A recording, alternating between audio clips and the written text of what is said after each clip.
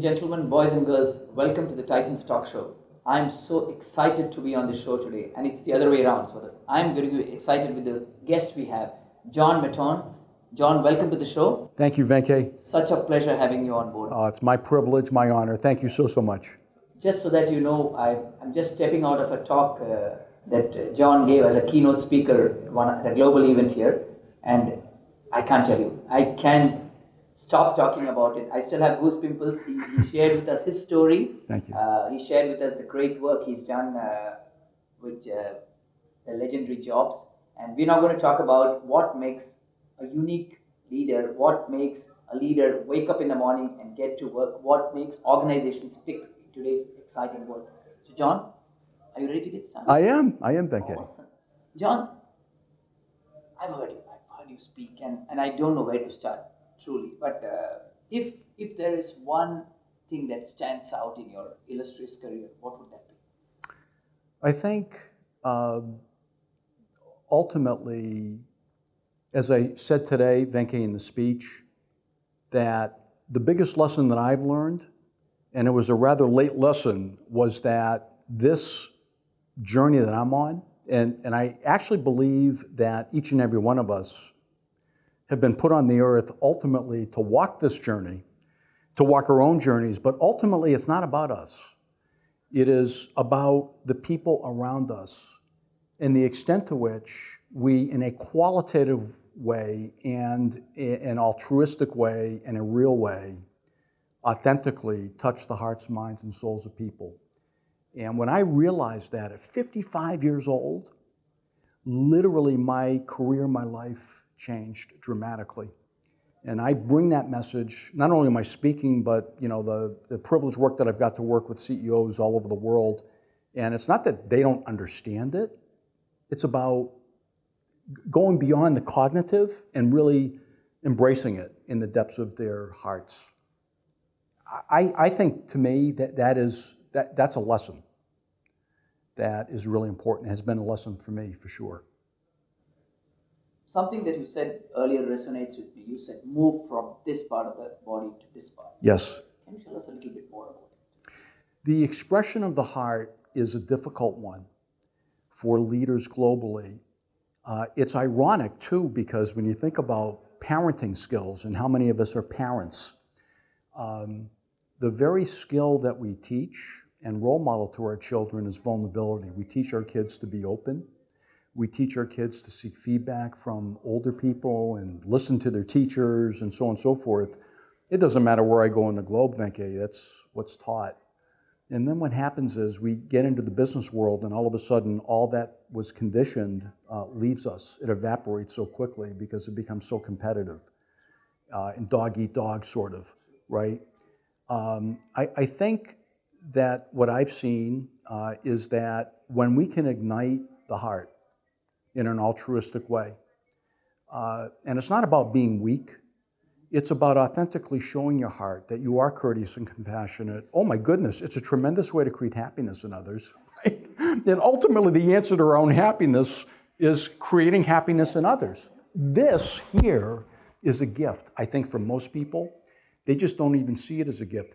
Not unlike Steve Jobs. Steve Jobs had a heart. He just didn't know how to show it. You see what I'm saying? I think that's so critical for all of us, is to look inside and see the beauty on the inside, and don't be afraid to get it out.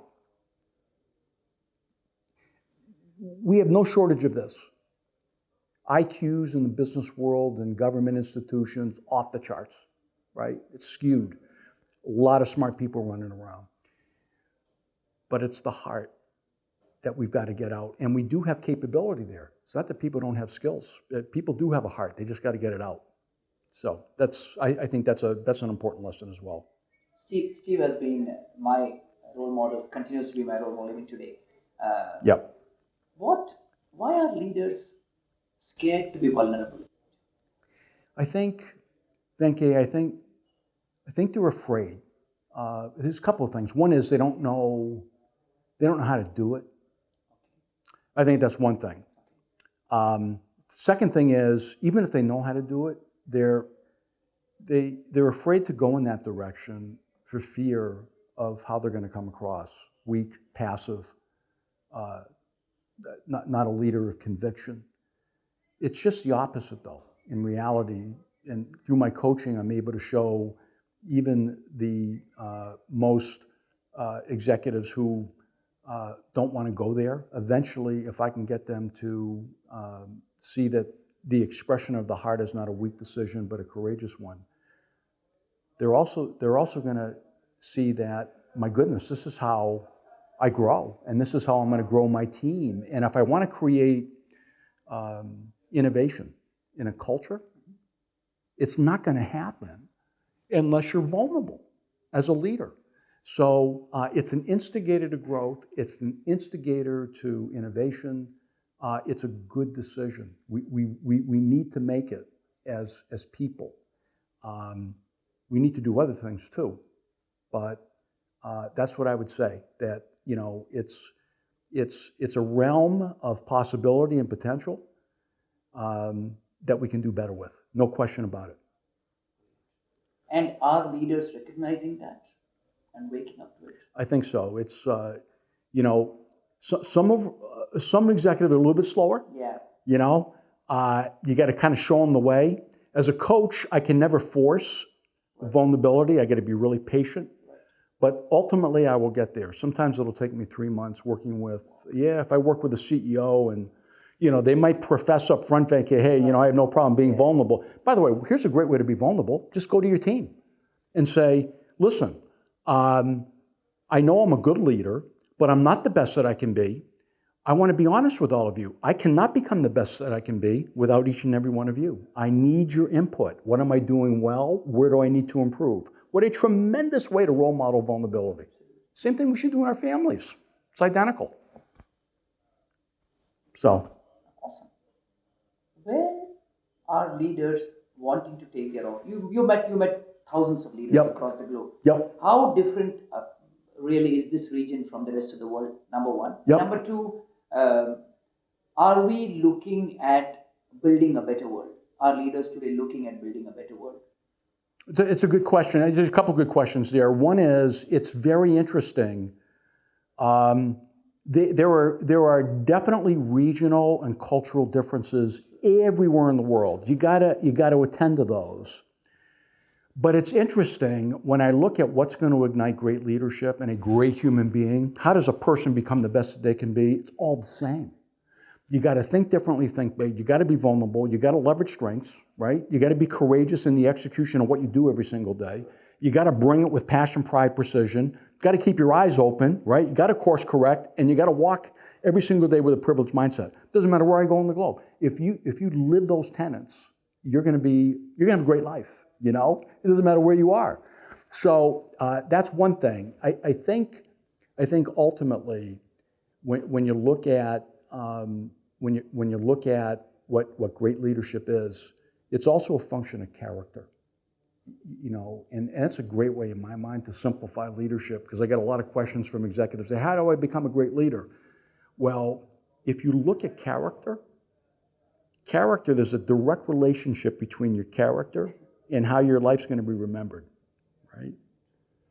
So, are you courageous? Do you work hard? Do you show gratitude to others? Are you honest? Are you loyal? Are you modest? There's 6 things right there that if you wake up every single day and you commit to those, you get a much higher probability of being successful in life. So that's what I would say. Can't imagine you as being something else, but if you are not a coach. I always wanted to be an athlete. Really? Yes, absolutely. So I loved sports growing up. My whole family has played sports. So I always wanted to be a professional athlete, but I just wasn't good. I was pretty good, but I was not the best. I always had, in my 20s, my late 20s, I had a mentor that I talked about today, and how important a mentor is. And for the people watching and listening in, I would encourage, if you don't have a mentor, they are around. All you got to do is open your eyes. And because we can learn from everybody. We absolutely have got to open up to the people around us. And you know, it's interesting, Venke, even if somebody doesn't know you and they don't know your circumstances, you could go up to anybody and say, listen, let me introduce myself. Let me tell you about a challenge that I'm going through. Would you be able to listen to me and maybe offer me some ideas? It's really interesting how just by doing that, you get into the realm of opening up your heart. So what would I be doing? I don't know. You know, if the athletic stuff, you know, obviously that wasn't going to work out. I am lucky because at 55 years old, I realized why I was on the earth. So I do this work because it's from the heart, and I went through my whole career really doing a lot of good things, right? And the people watching, there's a lot of people doing great things. The question is, it may not be why you're on the earth. And so it's a good reason to always search your soul and seek out help through a coach to find out answers to that question, because it is a short life. You know, it's short. It's going to go quick. It's going quick. Yeah. You know, and we all owe it to ourselves and the world to do why we're on the earth and bring abundance to the world. We owe it more to the people around us to find that answer. You wake up every morning and what's the first thought that crosses your mind? You wake up at different parts of the world. Like this morning you woke up, or last night you woke up in UAE. And it's really interesting. And I know yesterday you were somewhere else. Yeah, I was. Yeah. So, you know, I take nothing for granted. I'm very, very honored and privileged to have had, from 55 years old to now what I am today, 63, the last 8 years have been quite a journey.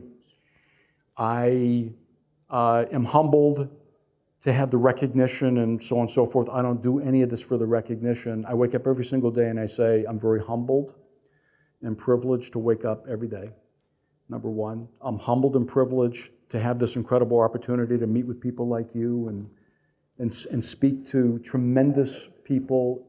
And I never take it for granted. I know, just like an athlete, you know, an athlete who has a good game, the game's over. It's over. You have another game to play. So my mentality always is it's game time, and I gotta bring it from my soul. And at the end of the day, I always calibrate myself. Always, when I put my head on the pillow, I say, you know, did I bring it today? We're human beings. We're not always going to have it, right? So it's important that we calibrate ourselves, just like a business. You know, how did I do?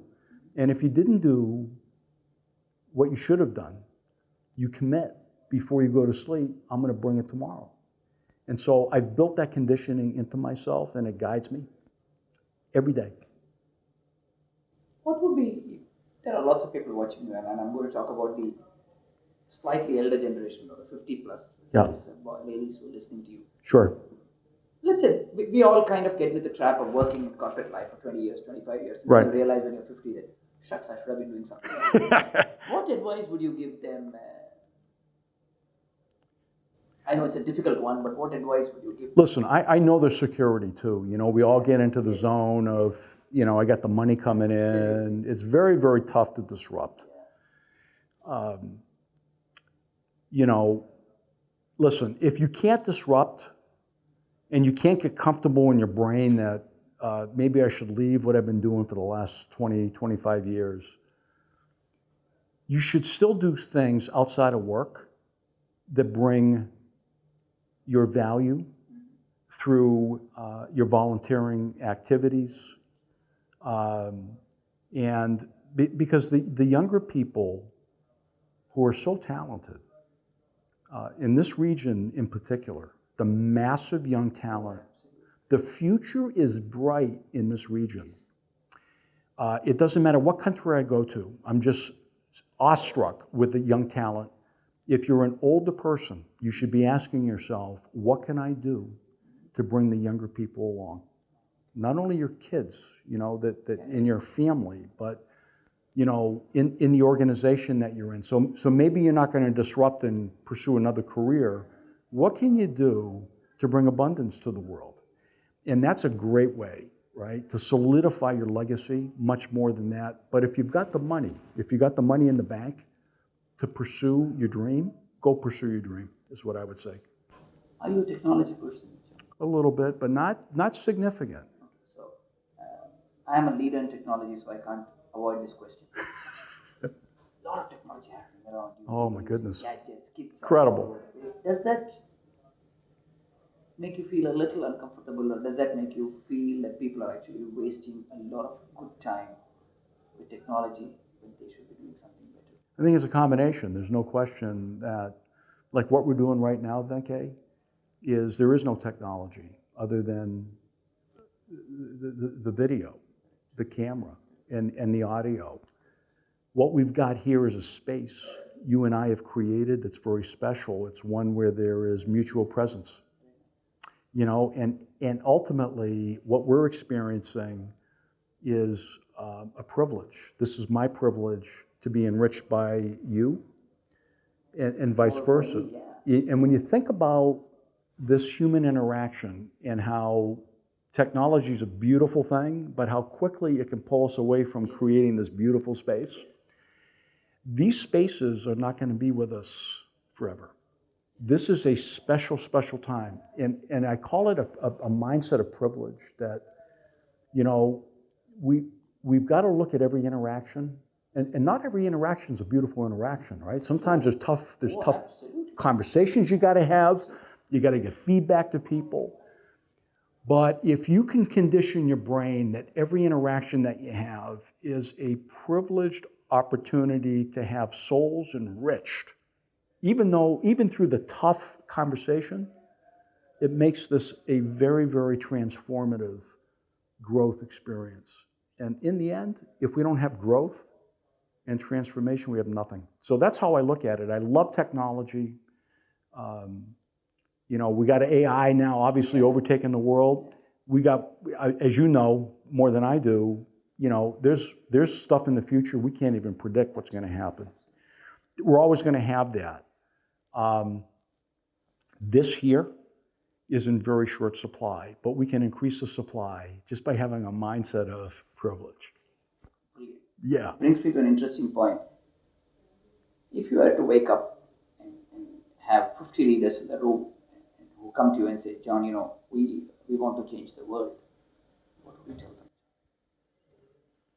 I would say that it's a we effort. There's no question. And I say this as a coach, Venke, that, listen, you're going to learn some things from me. I feel confident. I have conviction that you're going to learn some things from me.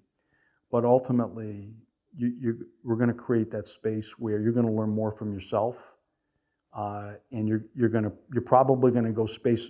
You're going to probably go deeper than you ever have before. But ultimately, we're going to involve people around us. So we can solve there is a massive leadership gap in the world. I'm troubled by it. It's what gets me out of bed in the morning. I'm trying to move the needle. I can't do it by myself. It's a collective effort. And so, boy, I tell you, if I had 50 leaders saying, let's do it, that's a great foundation for all of us having that foundation for locking arms. We got to lock arms, right? And ultimately, great leadership is, the mind is strong, but we got to get the heart to flourish, and we got to get the instincts also to flourish. When you think about it, I'll often ask CEOs at very high levels in organizations and some government leaders that I work with, I'll ask them, what was the greatest decision that you ever made? And I say, put some percentages on this. Head, heart, gut. Most of them will say that their best decision was largely a function of gut instinct. Oh. Interesting, right? So we tend to look at the analytics, right? We tend to look at analytics to yield the best decisions. Ultimately, great leadership is a function of blending the analytics, with the expression of the heart authentically, with a really rounded out instinct base. That's why a lot of young people have difficulty in leadership positions. The gut, the instinct, they don't have the references that will yield the right decision. What has been your eureka moment? My what? Eureka moment. Your biggest moment in life so far. Biggest moment in life, no question, was when I met my bride. How wonderful to 15 years old, Venkatesh. 15 years old. Oh, Now, if she was sitting here, she'd say, boy, you know, John asked me to the prom. But I got to tell you, she asked me to the prom, Venkatesh. 15 years old. So we dated from 15. We went to different colleges. And we got married at 21. And we're married now 42 years. We got 4 incredible adult children. Yeah, and 4 grandchildren. I'm a grandfather. Brilliant. Yes, absolutely. I love it. Those are high points in my life. Awesome. Yes. Awesome. Any particular, I mean, you go on talks, any particular talk or any particular meeting that you felt after it was over, you could have done better? Many. Actually, most. Most. Because... Despite being there, done that? Yeah, there's no question, because, you know, I sort of approach it like an athlete, in like, you know, if you think about an athlete before they play the game, they actually play the game. Yeah. The game's played. Yeah. And what they do is they visualize the end result and they visualize execution. I do the same thing. When I speak, right, I don't rehearse ever, because it comes from here, but I have a general idea as to where I'm going. Ultimately, I kind of read the audience in a speech, and the audience, maybe the way they're looking at me, will cause me very quickly to pivot. I'll do the same thing in meetings, you know, where, you know, I play out the game in mind before I get in that meeting. Things will happen. I think inevitably, in retrospect, there's always going to be elements in retrospect that if you had a chance to do them over again, you would have said something differently, right? You would have done something differently. You're going to say things differently. So I'm always measuring. I'm very measurement oriented. I'm always measuring, and I'm always committing. Here are the good things. Here are the things I could have done better. So it's a great question. I think by and large, you know, in the end, most of the meetings go well. You know, most of the speeches go really well, but there's always things that you can do differently and better. Always. What has been your success mantra? I think,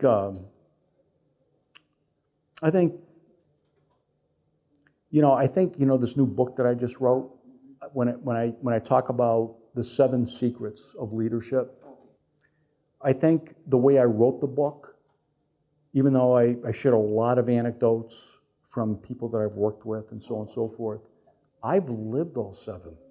So now at 63, it was pretty easy for me to write about those 7 things. And, you know, so therefore, when I talk about these tenets, they mean everything to me, you know. Think differently, think big. Be vulnerable. Don't ever take your gifts for granted. Be proud of your gifts. Polish your gifts. Be aware you got weaknesses. Address your weaknesses. Look at them with courage. Execute every day with passion, pride, precision. As you execute, keep your eyes open, because people are going to react differently to you. Oh, absolutely. Right. All of those things are, to me. It's not that I have never figured anything out. You know, I mean, we never figure things out. You know, you never figure things out. But I think I can mitigate risk. There's a good way to put it, right? So if those 7 things, I feel like that if I can execute those 7, I'm going to mitigate risk, and I've done a good job at the end of the day, whether it's my family or my work. So I think that would be my success mantra. Have you been disappointed? Many times. I've had many setbacks. Many setbacks. You know, the first time I had my business, I had some huge setbacks. Financially, it was a disaster. I didn't support my family. My wife, I don't know how she put up with me. I really don't. Big time disappointments. I went back into the corporate world and I got fired once. I got laid off twice. I didn't do anything wrong, but things happen. So a lot of disappointments. And even today, people might find this, I guess people kind of look at me and they say, boy, this guy's got it made. Yeah. But there's still disappointments. There are deals that I'm pretty sure I'm going to get. I don't get. Right? So it's not a straight line. It's never going to be a straight line, I don't care who you are. There's disappointments and setbacks. And I know you too, right? You learn more from those than your successes. You're a human being. It's okay. It's okay to fail. It's okay to fail again and again and again. Just make sure you get up and you go after it. Because you're going to succeed. You keep pushing those 7 tenets. If you live those 7 tenets, eventually you're gonna break through, guaranteed. What's your book called? It's called The Intelligent Leader. It's available? It is available. It came out about 4 weeks ago, and 7 secrets to leading others and leaving a lasting legacy. Thank you. Thank you. So, ladies and gentlemen, that was John for you. I mean, I'm still suffering from goosebumps, if you will. Incredible guy. What a storyteller. Few takeaways for me. One of them is it's okay to be vulnerable. I think that is my biggest takeaway. Number 2, be courageous as a leader. And I really like that, John. Thank you. Number 3, wake up every morning and find a reason other than yourself to be successful. And I know you spoke about being selfish for yourself and you went on and wrote that. So that is incredible. So wake up and find a reason to work with people around you and make them successful. Number 4, I love the way he said, creating a space or a zone and working in that space. So don't take that away from you. And 5, experience, enjoy, convey gratitude every moment. It is a privilege for what you're doing and it is a privilege for where you are. I'm honored, John, that you made it, and I know you're a busy man. Thank for you. coming on this show. It's been an incredible journey with you the last few minutes that I've spent. It was an awesome experience listening to you speak, and Thank you. I hope we meet again, John. And I loved your wife as well. Thank you so much, Incredible Venkatesh. woman, I must Thank say. you so much. Thank you. Absolutely. Thank you very much. John. Nice Thank you. Thank you.